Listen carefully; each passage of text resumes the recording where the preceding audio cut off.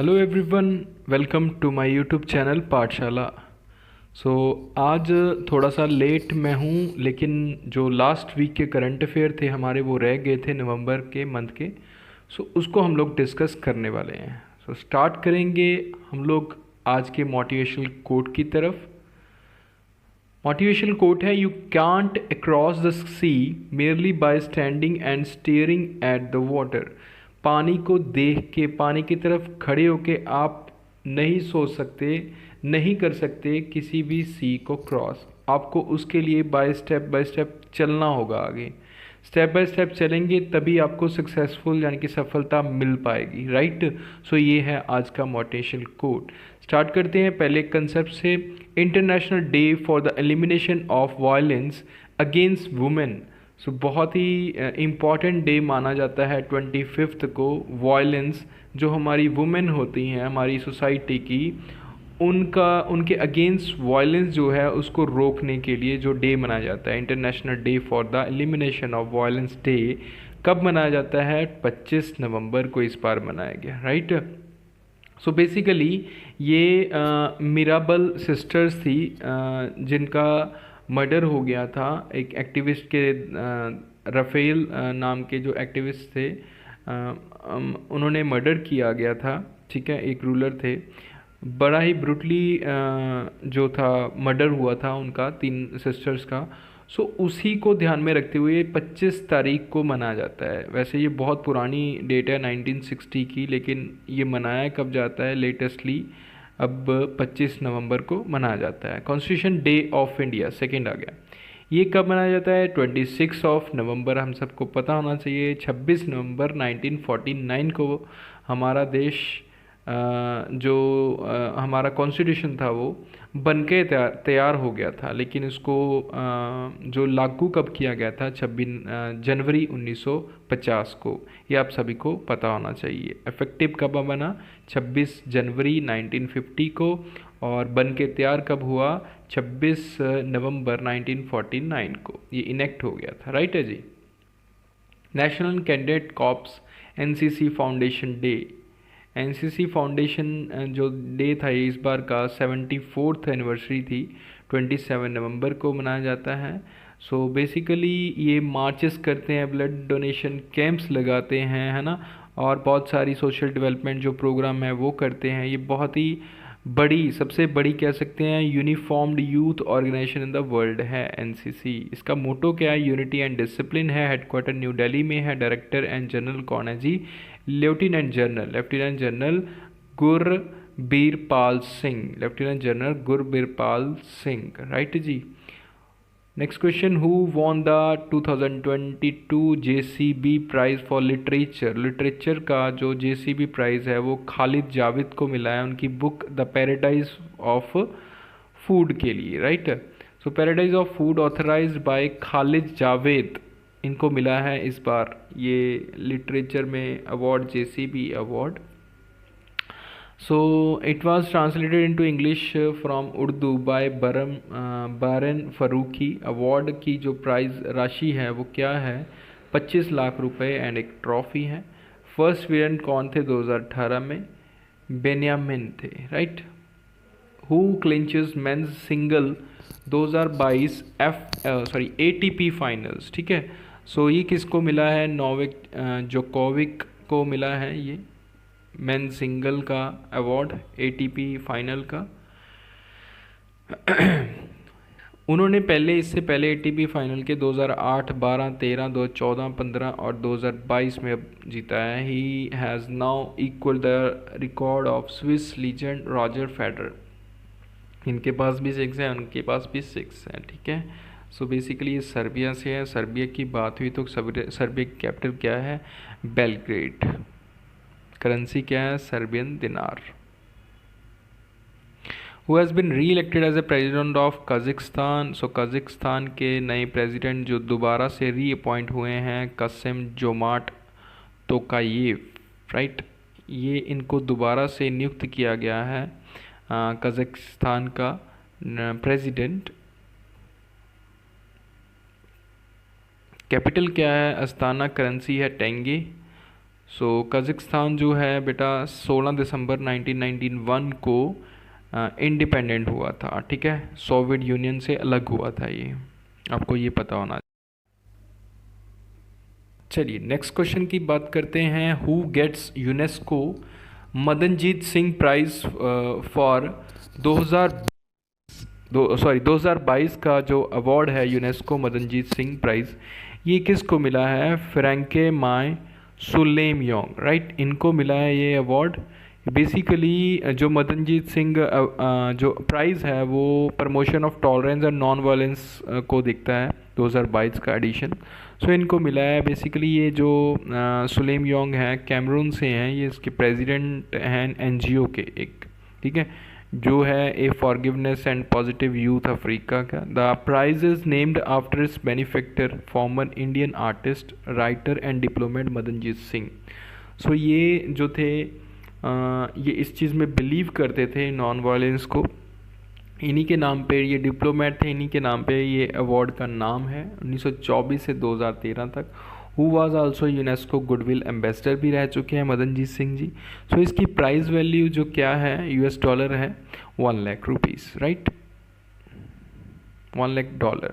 Biggest Sangai festival commences in which state? So Sangai festival, Sangai basically क्या है, एक हिरन जैसा जो होता है उसका नाम होता है, मणिपुर की ये स्टेट है, वहाँ पे ये फेस्टिवल मनाया जाता है। The Sangai festival of Manipur began, it is the largest tourism festival in Manipur. So आपको नाम याद रखना है। So the festival is named after the state animal which is found only in Manipur. The union minister of tourism कौन है? Culture G Krishna Reddy along with the CM Biren Singh attended the inaugural ceremony of Manipur Sangai festival 2022, ठीक है। संगाई जो है एक ethnic park है जो Bishnupur district में है, ठीक है। This time the festival is being held at 13 different places Manipur में, ये बहुत मनाया जाता है। इस बार की जो थीम है वो आपको याद रखनी है, फेस्टिवल ऑफ वननेस। नेक्स्ट है बेटा UN क्लाइमेट समिट अडॉप्ट विच फंड? सो एक्चुअली में एक फ़ंड है लॉस एंड डैमेज, ये बेसिकली क्या है आपको समझ आ जाएगा। UN जो COP27 क्लाइमेट समिट, अभी इन्होंने लॉस एंड फंड को डैमेज फंड को क्या किया है, अप्रूव किया है, to cover the damage suffered by vulnerable nations battered by the impact of global warming. से जो देश जो नेशंस मतलब उसमें उसकी चपेट में हैं, तो उसके कारण जो भी लॉस हो रहा है उसके लिए ये फंड नया बनाया था। एक्सपेक्टेड जो इसमें क्या होगा, near by $500 million and rising bye 200 million annually इसमें डाला जाए। The committee will provide recommendation on few subjects at the COP28, जो अब 2023 में होगा, वो UAE में होगा। ये भी एक इम्पॉर्टेंट क्वेश्चन बनता है बेटा आपके लिए। लॉस एंड डैमेज आपके लिए इम्पॉर्टेंट क्वेश्चन बन गया है, फंड का नाम इम्पॉर्टेंट हो गया। ये COP27 में अप्रूव हुआ, राइट।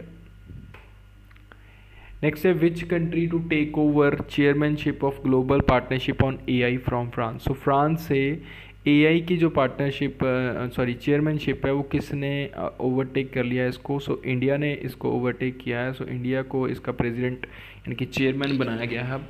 सो इंडिया ने इसको 2022-23 में क्या जो होने वाली टोक्यो में है वहाँ पे इसको चेयरमैनशिप इंडिया को मिल गई है अब 22-23 पीरियड के लिए। सो वहाँ पे जो इलेक्ट्रॉनिक्स एंड इंफॉर्मेशन टेक्नोलॉजी के जो हमारे मिनिस्टर हैं Rajeev Chandrasekhar, who is represented India at the second day Tokyo summit, जो इस बार जो वहाँ पे हो रहा है टोक्यो में हो रहा है, नेक्स्ट टाइम इंडिया में होगा, राइट है। सो ये आपको बात याद रखनी है। ये कब पहली बार लॉन्च हुआ था AI? सो AI लॉन्च हुआ था 15 जून 2020 को। Who has appointed as a new chairman of AICTE? सो ये क्या है? TG सीतारामन इनका नाम है, सीताराम, प्रोफेसर TG सीताराम। वो डायरेक्टर हैं गुवाहाटी की IIT के, ठीक है। उनको all India council for technical education जो है उसका जो चेयरमैन नियुक्त किया गया है, ठीक है ना। सो आपको ये नाम याद रखना है, बहुत इंपॉर्टेंट है, टीजी सीताराम। बेसिकली ये रिटायर्ड कब होंगे, 65 की एज में हो जाएंगे, राइट है, ये आपको याद रखना है।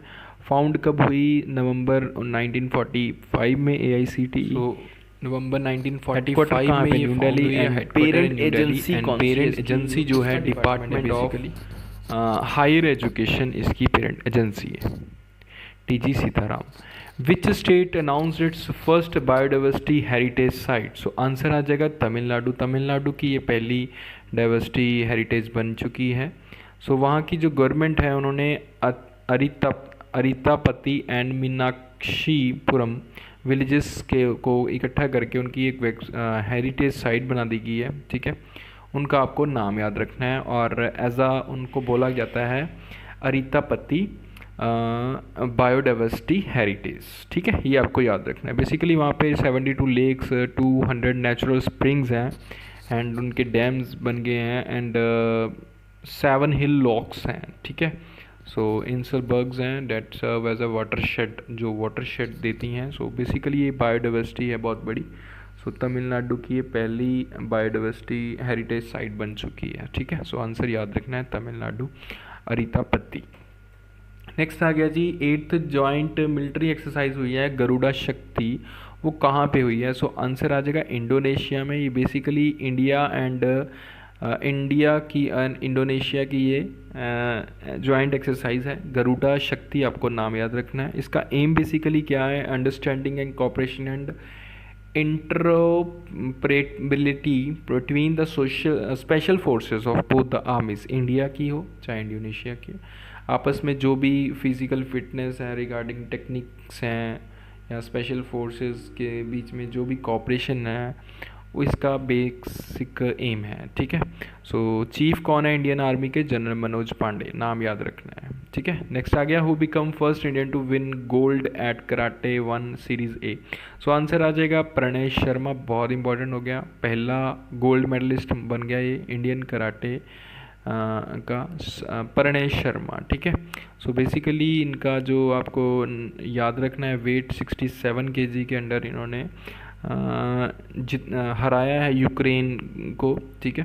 So with his outstanding performance he defeated Japan, Turkey, England, Australia, Indonesia and Ukraine. This is the first medal ever won by any Indian in the world level of karate championship. याद रखना है प्रणय शर्मा, बहुत important होता है बेटा आपके लिए। Next आ गया हमारे पास which country announces the name of the world's first disabled astronaut. So पहला एस्ट्रोनॉट यूरोप का बना हुआ है। सो उसका ये आपको पिक्चर दिख रही है, दोनों पिक्चर्स।